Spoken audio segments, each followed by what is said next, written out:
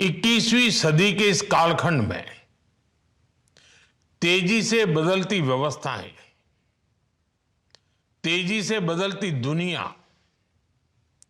और उनके बीच उसी रफ्तार से आगे बढ़ता हमारा भारत, इसके लिए पब्लिक सर्विस को समय के अनुरूप निरंतर अपडेट करना जरूरी है। कर्मयोगी साधना सप्ताह उसी प्रयास की एक अहम कड़ी है। आप सभी परिचित हैं, आज गवर्नेंस के जिस सिद्धांत को लेकर हम आगे बढ़ रहे हैं उसका मूल मंत्र है नागरिक देवो भव। इस मंत्र में समाहित भावना के साथ आज पब्लिक सर्विस को ज्यादा कैपेबल, नागरिकों के लिए ज्यादा सेंसिटिव बनाने पर फोकस किया जा रहा है। अब शासन को सिटीजन सेंट्रिक बनाकर एक नई पहचान दी जा रही है। साथियों, सफलता का एक बड़ा सिद्धांत ये भी है कि दूसरों की लकीर छोटी करने के बजाय अपनी लकीर बड़ी करो। हमारे देश में आजादी के बाद से कई तरह संस्थाएं अलग अलग फोकस के साथ काम कर रही थी, लेकिन आवश्यकता थी एक ऐसी संस्था की जिसका फोकस कैपेसिटी बिल्डिंग हो, जो सरकार में काम करने वाले हर कर्मचारी, हर कर्मयोगी का सामर्थ्य बढ़ाए। इसी सोच ने कैपेसिटी बिल्डिंग कमीशन सीबीसी को जन्म दिया। आज सीबीसी के स्थापना दिवस पर ये नई शुरुआत और आईगॉट मिशन कर्मयोगी की सफल भूमिका हमारे प्रयासों को कई गुना ऊर्जा दे रही है। मुझे विश्वास है इन प्रयासों से हम आधुनिक, सक्षम, समर्पित और संवेदनशील कर्मयोगी की टीम बनाने में सफल होंगे।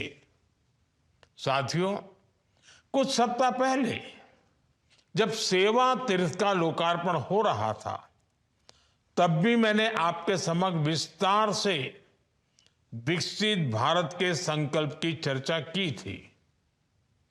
इस लक्ष्य की प्राप्ति के लिए हमें फास्ट इकोनॉमिक ग्रोथ चाहिए, आधुनिक इंफ्रास्ट्रक्चर और टेक्नोलॉजी चाहिए।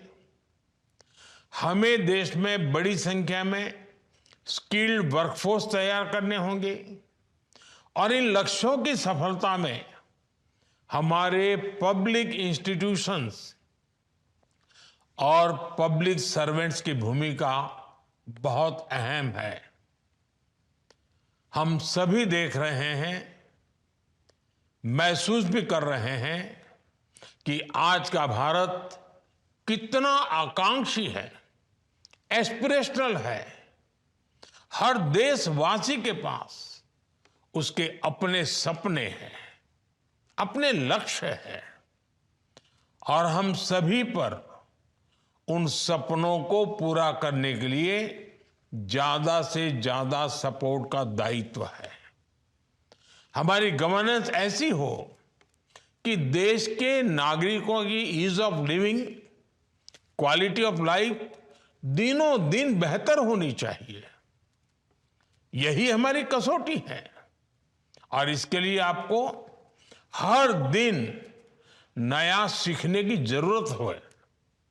आपको कर्मयोगी की भावना में खुद को ढालने की जरूरत है। साथियों, जब हम प्रशासनिक सेवाओं में सुधार और बदलाव की बात करते हैं तो उसका एक आशय है पब्लिक सर्वेंट्स के व्यवहार में बदलाव। ये बात हम सब जानते हैं कि पुरानी व्यवस्था में जोर अधिकारी होने पर ज्यादा होता था, लेकिन आज देश का जोर कर्तव्य भावना पर ज्यादा है। पद नहीं, कार्य का महत्व बढ़े।